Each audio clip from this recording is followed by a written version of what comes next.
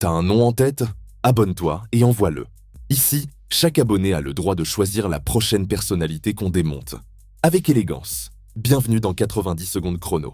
Mesdames et messieurs, entrez dans l'univers d'Alain Minc. Le Gasper de la République, pas de bulletin de vote, pas de strapontin officiel, mais il flotte partout comme une odeur de peinture fraîche dans un couloir qu'on n'a jamais repeint. C'est l'homme qui a réussi l'exploit d'exister politiquement sans jamais être politique. Un genre de parasite de luxe, ça ne fabrique rien, ça ne décide rien, mais ça murmure à l'oreille de ceux qui décident. Et eux, comme par hasard, finissent toujours par faire des choix foireux. Alain Minc, l'élève modèle du système. Sciences Po, l'ENA.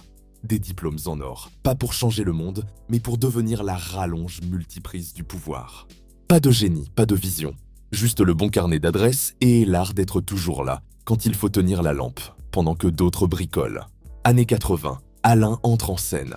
Pas de fumée, pas de miroir magique, juste un cerveau qui calcule chaque marche comme un compteur d'électricité.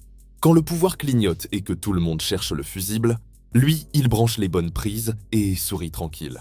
Comme si électrifier le chaos était un art. Les années 90, la mécanique du piston s'installe. Minc n'est plus juste un observateur.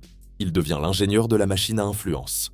Derrière les écrans, les tribunes et les conférences, il manipule les engrenages du système comme un joueur d'échecs qui connaît toutes les combinaisons gagnantes. Et pendant que certains prennent des notes, d'autres prennent des coups, et lui, toujours prêt à transformer un verre d'eau en tsunami pour ceux qui l'ennuient. Alain a ses petites mains dans le système.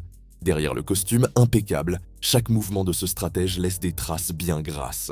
Pas besoin de loupe de Sherlock Holmes pour voir que ses combines financières et coups de pouce bien placés sentent la biscotte rance. Chaque conseil distillé sert surtout à gonfler son propre empire, pendant que les autres cherchent encore où il a planqué le sucre dans sa confiserie magouille.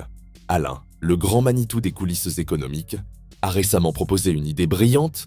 Plutôt que de financer l'éducation ou la recherche publique, pourquoi ne pas simplement acheter des cerveaux étrangers? Après tout, pourquoi investir dans l'avenir quand on peut acheter des solutions toutes faites? Alain Minc, toujours à l'affût des bonnes affaires, propose ici une stratégie digne d'un grand négociant en cerveau. Une approche qui certes manque un peu de vision à long terme, mais qui reflète parfaitement sa manière de penser l'économie. Comment percevez-vous le rôle de ceux qui tirent les ficelles dans l'ombre et façonnent le système? Abonnez-vous, likez, partagez et protégeons nos esprits des embrouilles invisibles.